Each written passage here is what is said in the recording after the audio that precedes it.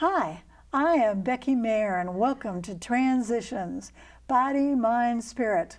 Transitions. We have so many different transitions in our life.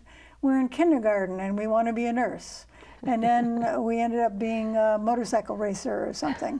And I like to use the metaphor of triathlons. That's something I still do after 24 years, I guess. And in a triathlon, first you swim, and then you get into the transition area, and then you get on your bicycle and do that and do in the transition area. And then you get off your bicycle, and then you run. So it's a real metaphor for all the different, as we go through our life, all the different things we get into, the surprises and whatnot. And we have a fascinating person today, very multifaceted. She's going to tell you about how she got into college with the help of her mother. Also was a healthcare scientific specialist. She'll tell you more about that in a better way than me. Also transitioned to helping people with accent reduction. And then also the really cool thing, her 75th year Jubilee, which is a very cool thing. So we have Kathleen McEnerney. Thank you, Kathleen. Thank you, Becky, for having me. Yay! And I want to congratulate you on doing this for 10 years. This is an amazing show. Yes. A great accomplishment. And as I told you earlier, we need to interview you for your own show. Thank so you. People can learn more about you. Yes, thank you. I'll take that. Okay. So, Kathleen, tell us about when you were in high school and where you grew up. And I think you had a mom that somehow or other, tell us about how college even happened. Yeah. So I was born in New York. There's still a little bit of a Brooklyn accent there, a little bit. And I grew up on Long Island. And my family had some difficult times when I was a teenager. I'm the oldest of 8 kids, so there were a lot of kids. And as I said, we had a difficult time, and I just decided that I was not going to college. I was going to stay home and help my mom, make some money, help take care of the kids, and get the family a little bit more stabilized. And so I never applied to college. And around April of my senior year of high school, my mom said, "What are you doing about college?" I said, "Oh, Mom, I haven't made any plans. I'm going to stick around for a year. I'm going to help you out. I can work." She said, "My daughter's going to college." Whoa. So she literally opened the phone book to find out local colleges. Oh my heavens. Found the closest one to our house and said to me, "Put on your Sunday clothes." And we went up to the college. And she found the admissions office and she said, "Sit there." And I waited outside and she walked in and she walked out with an admission and full tuition scholarship for me. Whoa, Yeah. Full tuition scholarship. That's a miracle. That's amazing. I had the grades, and Okay. I had the SAT scores, so I was ready, but I just hadn't applied. But anyway, so that's a great story about my mom. Yes, your mom has the chutzpah to get you in, and wow. So the rest is history. Tell us how you progressed in college. I started as a French major because I always liked communication, and I thought French would be interesting.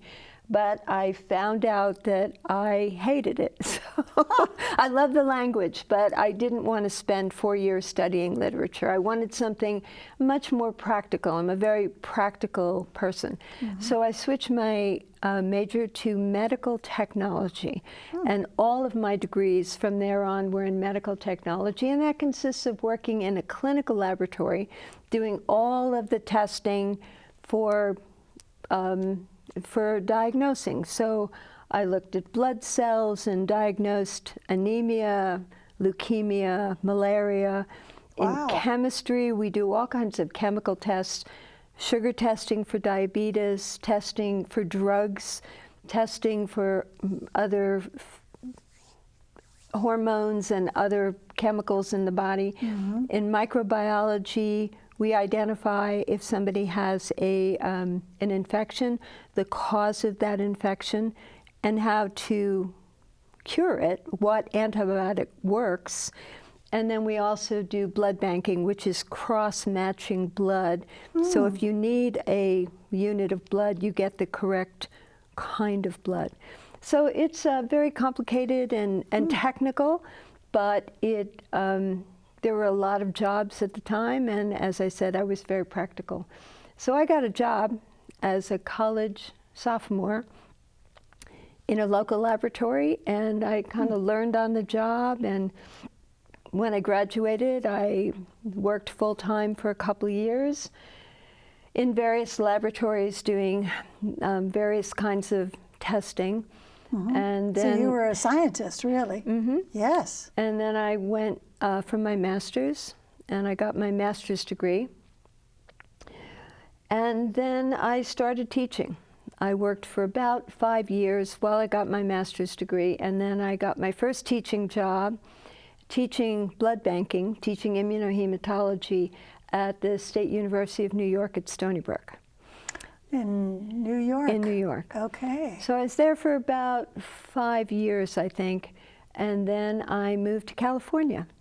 And I got a job as an assistant professor out there. And one of the most interesting things that happened to me while I was on my interview for this job in Southern California is the committee that interviewed me. So the professor of chemistry was Hispanic. The professor of physics was Asian American. The professor of biology was African American. So wow, diverse. It was so diverse, but it wasn't a forced diversity. It was natural. We need a physics professor and a chemistry professor. And I found that so interesting. So it's not the only reason I took the job, but it was certainly a positive factor. And the student body there was more or less 25% white, black, API, Asian Pacific Islander, and Hispanic, plus or minus, and it varied, but a very, very diverse student body. Yes. And I loved it. And because I was working in an applied field where communication is always important, but maybe not as important as it would be in law or teaching, so my field attracted a lot of first-generation Americans. So I had students who, all citizens, but who had come from the Philippines, Japan, China, all parts of Southeast Asia, Africa, the Middle East, Eastern Europe, Central America, from all over the world. And like I had a job when I graduated, they knew that they would have a job when they graduated. Lots of opportunities. But communication was something they didn't value highly. Remember, I said you would need to communicate if you were a teacher or a lawyer, but in a laboratory, not as much. So I started talking to them about the importance of communication skills. And I developed a program which I eventually ended up giving all over the country to various programs and various technologists all over. I also did programs on clinical chemistry, and I did a few other programs. So I was kind of on the lecture circuit for clinical laboratory sciences. At the same time, while I was at the university in Southern California, I started getting into faculty development to try to help faculty communicate. Very good, Becky. You're identifying the thread that throughout this to help them teach their students and to help them reach. So in an extreme situation, for example, there was a professor, physics professor, who would come into classroom, immediately turn his back to the students and start writing on the board. So we worked with him, and he did changed. So I started doing workshops and publications on faculty development. Excellent. Right. So while I was there, I realized that if I wanted to stay in academia, I would need a doctorate. So I took a leave of absence, actually, and I moved to Washington, D.C. for a year and a half, and I took all the coursework I needed for my doctorate in medical technology. Wow. There were only a few places at the time that offered that degree, and Yes. the one I went to was at Catholic University in Washington, D.C. Yes. So then I finished my thesis while I was back in California, and after a while I decided that I wanted to move to this side of the Mississippi River. Okay. So I started applying for positions in administration. Okay. And- Administration, but not in the scientific, and not communication and. No, in my field, in my academic field. So that's when I became the dean of the College of Health Sciences at Tennessee State University. And that brought you from the West Coast to here in Nashville. Right, and it continued my interest in working with diverse groups of students as well. And I love the faculty at TSU. It was a really, really great experience that I never would have had otherwise. So, so that's been that's been my professional thread. So, and along the way, my dissertation when I got my doctorate was in the clinical applications of molecular genetics, or how DNA is used to make a diagnosis of different diseases. Wow. So you ended up getting your PhD. I have a doctorate. It's called a Doctor of Arts Okay. instead of a Doctor of Philosophy, but it's a doctorate. It's a doctorate. It gears more towards teaching than research. Okay. Should we address you as doctor? That is the correct title, but you do not have to. But I Okay. will tell you a joke. When I was getting my degree, one of my, because I hadn't had my doctorate when I was teaching, and somebody said, "Are you going to have your students call you doctor?" I said, "For all this work, I'm going to have my mother call me doctor." Right. It's a lot of work. Yes. But yeah. Yes. So, Well, and then at a certain point you did that, and then you transitioned again. You left academia, right? I did. I retired, and given my interest in teaching and in communication, I became certified as a teacher of English as a second language. Aha. And the thread back to when you first were in California and you were excited to be with all these different nationalities and backgrounds and everything, I see that coming up again there. Yeah, you're right. And I really enjoyed that a lot. So I've taught a variety of different groups. I've taught new immigrants. I've had to teach people how to count to 10 and how to go grocery shopping. So I've taught at that level for new immigrants. And I've taught at many other levels. And most recently, I was working with executives who are brought into this country to work at a major corporation. And so their English is excellent, but they don't know a lot of Americanisms, American culture, American idioms. And I have lots of examples of those. Give us some examples. Well, I had a Japanese engineer who injured his arm, and he was driving down the road, and he said to me, "Well, I saw a sign on the side of the road that says, 'If you're injured, call this number.' Should I call that number?" I said, no. These are, right, usually personal injury lawyers are advertising for clients. And Okay. right. Yeah. I had another student that said, "Well, I know this is a shoulder, so why is there a sign on the road for a shoulder?" I said, "Well, That's wow. right." The other one I like to talk about is the word pull. We all know what pull means. But pull also means drive, which confuses new immigrants. Pull up to the light, pull into the curb, pull out into traffic. Wow. So I have many, many stories like that. One of my Chinese students who had a doctorate, very competent Vanderbilt graduate student, asked me, what is the difference between going up the street and going down the street? Oh, there you go. Wow.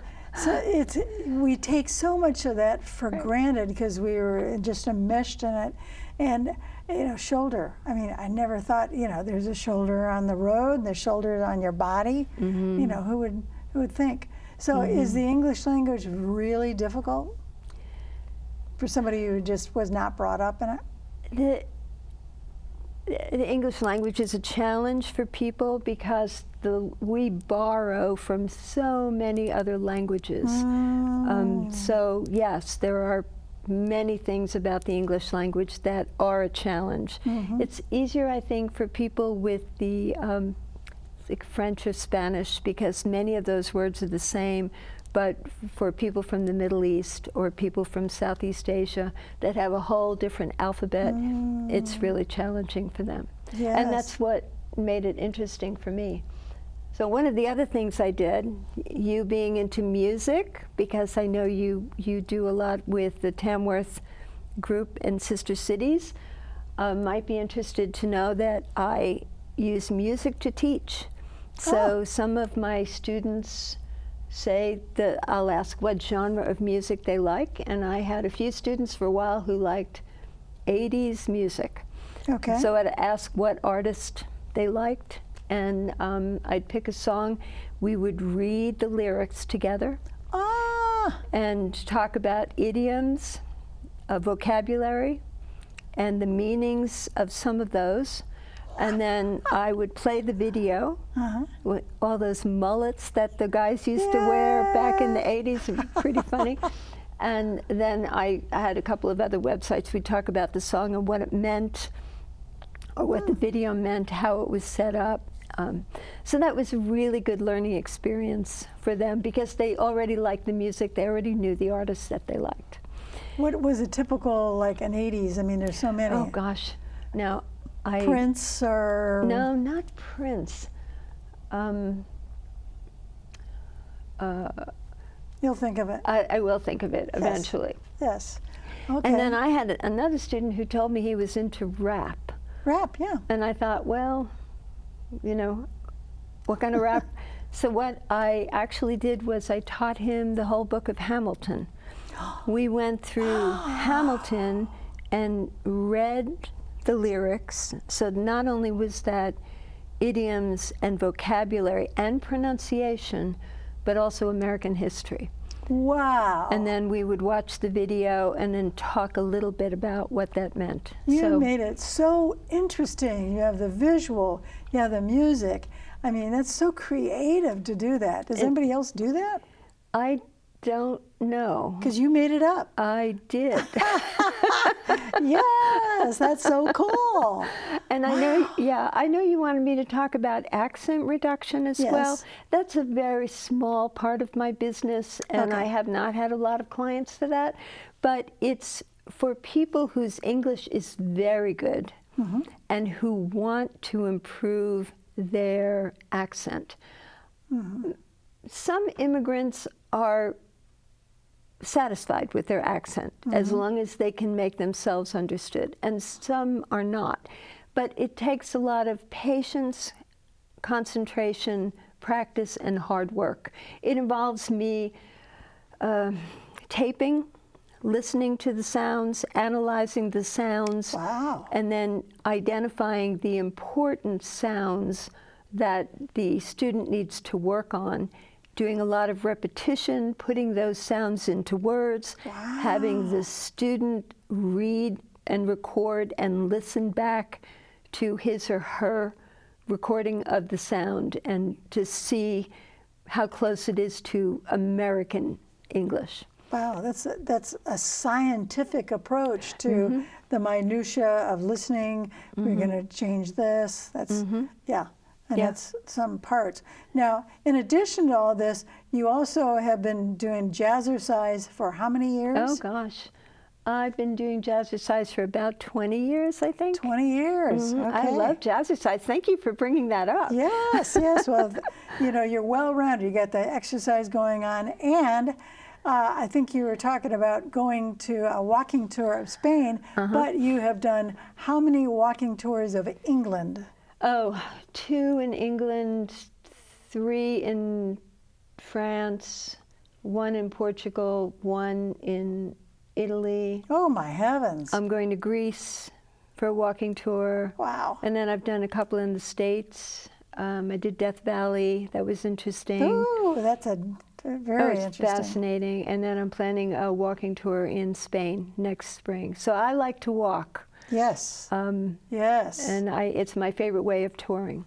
Yes. And speaking of which, you like to walk, tell us about the Jubilee. The Jubilee, I love that name. I'm excited about it.